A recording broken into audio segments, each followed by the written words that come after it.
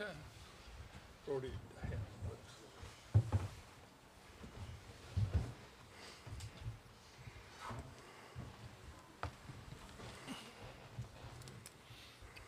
we'll wait a second for Carson.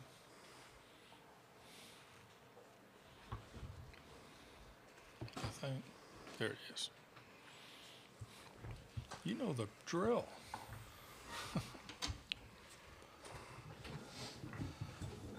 Okay, once again, Butch, give us an overview from your dugout. Yeah, my first thought is just an exceptional group of people that make up Auburn, especially this baseball team this year. I didn't want this ride to end. I enjoyed getting up every morning and being fortunate enough to be with this group. I think the two losses we had, we scored one run in each game. That was going to make it a challenge, and I thought just down the stretch we had to tip our hat to too many starting pitchers. Conversely, I think it's 10-plus runs that we probably gave up with 2 outs, and that was those third and fourth innings were too much to overcome. You extend an inning for a team like Arkansas at this stage. It kept happening. So we had some sun, some 2 strikes, and I thought when that field was in a unique playing position they just kept putting the ball in play and good things happened while we were still trying to put the bat on the ball. These 2 guys right next to me are 2 of my strongest men and people, and there's a whole locker room full of it. So we'll just start the next 48 hours spending a lot of time with them and continuing the good work. And hopefully if we stair-step this program, we can keep fighting and having a feel that the best is yet to come. Okay, let's have questions for the student athletes, and raise your hand and we'll get a mic to you. Quickly, okay. Jason Caldwell, Auburn 247, for Brody and Carson both. What's it mean for you guys to get back here again, to be here twice in really 3 college baseball seasons, and to leave the program in such good shape? It's pretty cool, but obviously we didn't get it done, and that's just what you said. It's a testament to this man right here. He's a great leader. He's one of the best leaders I've ever played for, and wouldn't have it any other way.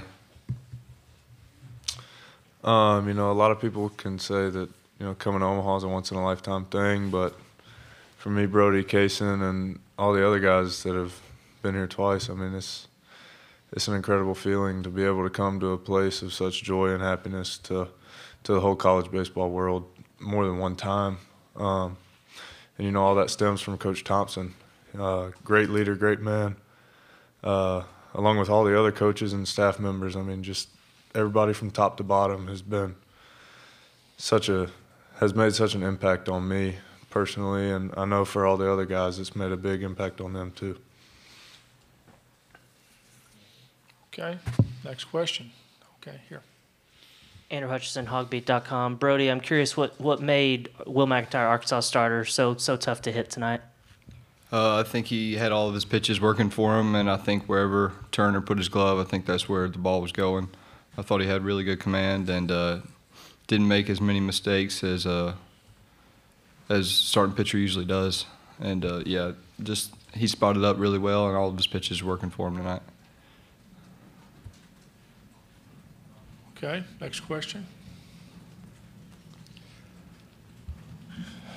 Okay, guys, thank you. Congratulations on a great season. Thank you.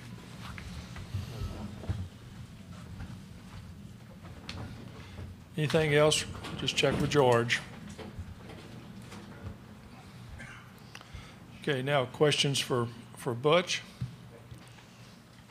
Okay. Yep. Mitch Kutcher, CWS 247. Coach, this group of seniors, they made it to Omaha twice. They had the COVID season. What are you going to remember most about these group of guys when you look back on this team? I just thought they grew so much as men as much as ball players, but they were a joy. You didn't have to do much this year to get them going or keep them going or get them to bounce back. I thought they had a resilient quality about them, and probably their ability to bounce back. If we had an opportunity to play a game tomorrow, I feel like we're in pretty good shape because of the leadership with that group. But a lot of these guys will move on and do some amazing things. We have some young guys that will absolutely benefit from this experience this year, but this was one of the easiest groups to tell them a mission or give them a challenge and then try to go attack it. And that's just a special group of guys led by a lot of our older guys, especially those two that were right here next to me. Next question there. Okay, we're going back here first. Andrew Stefaniak, Auburn Daily. Coach, I just wanted to get your thoughts on the state of the program going forward. Yeah, we just kind of work hard every day and try to make the right decisions every day. And you wake up, and that's what's the one thing you can do to make it stronger and better. Such a competitive space. I'm not sure I'm the judge of that. I'm part of it. So your head's down. It has to be observed from somewhere else. These are always hard. I can just imagine in 19 or when every season it's like you need a minute. The first thing I have to do is meet with every coach and every player and then figure out where I got to be in 2 days. And then this was year 30. So Robin and I sitting down, the future and coaching and what do you want to do. But I absolutely know that you can look at pen to paper from the time we've been here to this second and see some growth and stair steps and continuing to be able to do that with our program. But I also think there's some people out doing some amazing things that have left the program in the last few years. So I'm thankful for it, but I'm part of it. I absolutely think we're on the cusp of doing amazing things consistently, and that'll be the driving force to try to leave this program in a better place. Okay, Aaron. Aaron Fitt, D1 Baseball. Coach, you talked yesterday about how you guys kind of got some goofy baseball to maybe jumpstart you a little bit there in the middle of that game, but today maybe just not an opportunity to even put much into action there against McIntyre.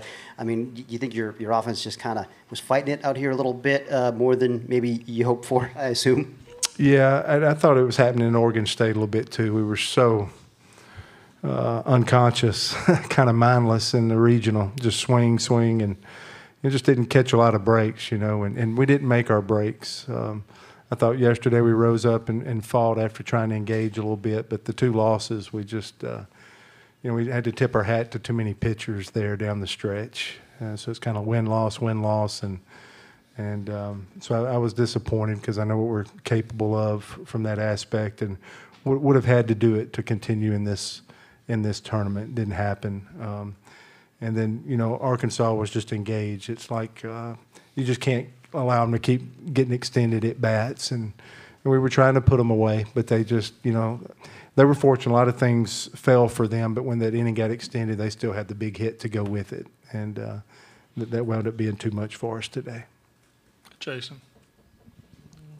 Jason, Auburn 247. We know each other a little bit now, so we do. your veterans and your transfers, newcomers, all those guys bonded really early. To see those guys after that game, how close they were, what does that mean to you? Yeah, it means everything. This will be an experience. We try to tell them we're going to do everything we can to create the best experience of your life, and I think in a lot of instances, already hearing from the players initially, I think they appreciate it, and they know how our administration, our university, our fans gave them the royal treatment this year, and I thought they did their part and saying, thank you. And, our hardest workers are probably our managers. It's a good time to get off the game and talk about that. Trenton Reynolds, Bailey Decker, Quinn Stromberg, Jay Holly, those guys are they're there before, they're washing the guys' clothes, they do everything, and every one of these teams here have great people like that. But there's the players do so much, but they're given so much, and they did an amazing job of showing appreciation. But I just think of our student managers too, of all the work that they do, and they're probably out there cleaning up and still serving us right now where we can get underway and get out of here. But man, there's a lot of people, a ton of people that make this thing go. But I think it was a great experience for every one of us. I think we found a ton of positive stuff out of this season. You're right here. Andrew Hutchison, hogbeat.com. I think Peyton Stovall didn't play in the series during the regular season. He had 5 hits tonight. What was your perspective of his performance? What made him a tough out?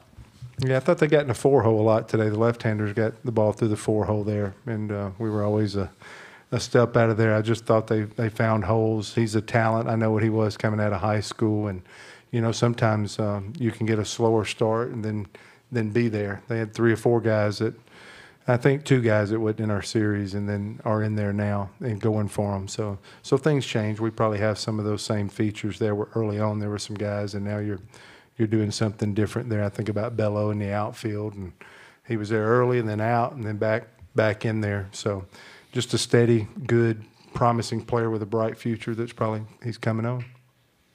Get back over here. Brian Stills, Jason's travel partner in Auburn Rivals. You might not have seen any of the highlights yesterday, but having Bruce Pearl here and having the support of other coaches in the athletic department, how much does that mean to this program, and how much does that mean to the university? Bruce is kind of the face. He's one of our best ambassadors, but I would have to call out from top to bottom. I hear from all of our coaches, and we have some strong ones. We got a strong group. I think of Ralph Spry that was just at Auburn for 25 years with our track and field program, was an Army Ranger, an amazing man and friend. And I can't go down the list because it would be all of our head coaches. It is a tightest group I've been a part of, and they've been so supportive. I think of Johnny Harris for sure, our women's basketball coach, that every time we go back to campus and every time we'd turn around and head back out for the next step, she would be at Plainsman Park there with us. I really want to give her a shout out, but I think it's top to bottom across the board. Alan Green and Brant Ust, our AD and our sport administrator, has been with us on this entire trip, and that's meaningful to a coach, that support, that backing.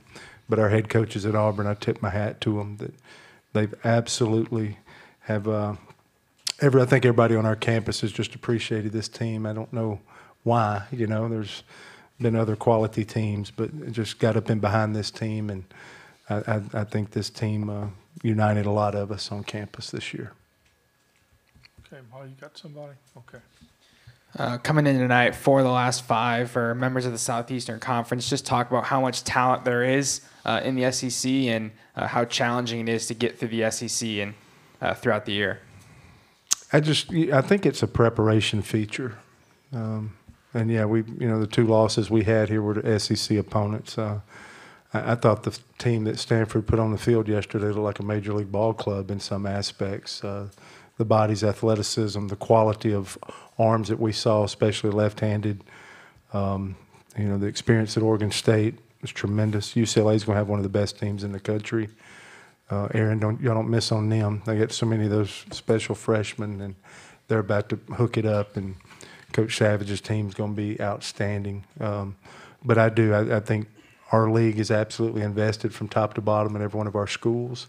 And that preparation of going through those 10 SEC weekends absolutely is a benefit. I don't think there's any doubt about it with having to play the level of play consistency every week. You feel like, you're at home, you're on the road. The venues even prepare you for this in such a way. I think we had 93 former SEC baseball players on Major League Opening Day rosters this year. It's just incredible. So that's a pretty good track record. But I think it's playing those 10 SEC weekends is just absolute with no breaks there. If you can withstand, if you don't get buried, and it's a year where you're right above the 500 mark, you can do anything. I think our 19 team that wound up making it here was 14-16 in our league, and I think it's just a proof of what those 10 weeks how it prepares you. Okay, this will be our last question for Butch. Andrew Stefaniak, Auburn Daily.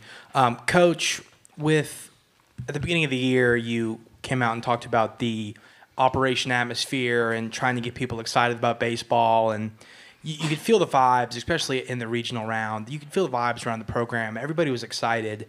A lot of fans out. A lot of people supporting the team. I just kind of wanted to get your thoughts about that and how it went this year. Yeah, I just doubled down and believed in what we're doing. So I doubled down. I wanted people to be there, and didn't know 100% sure that would end. Our last game would be hosting a regional there, but I just sometimes you just bet on yourself and your program, and you try to double down on it. And then you ask some people, can we do XYZ, can we do a few things? And everybody said absolutely. So team effort across the board. And then, you know, we sold the most season tickets for our program, exceeded 20 after the 19 College World Series team. After coming off a tough year last year, we exceeded the 20 mark and sold more season tickets in the history of our program. So our people stepped up to the plate for this team before we ever played a game. And, you know, I'll never forget that. And I appreciate that. And you know what? I thought our team rewarded them at the end. And I thought that was a nice organic event for us by doing the Operation Atmosphere, to where they stepped up to the plate for us, and I thought we returned the favor there at the end of the postseason. Butch, thank you. Congratulations on another great year. Thank you, sir. All the best.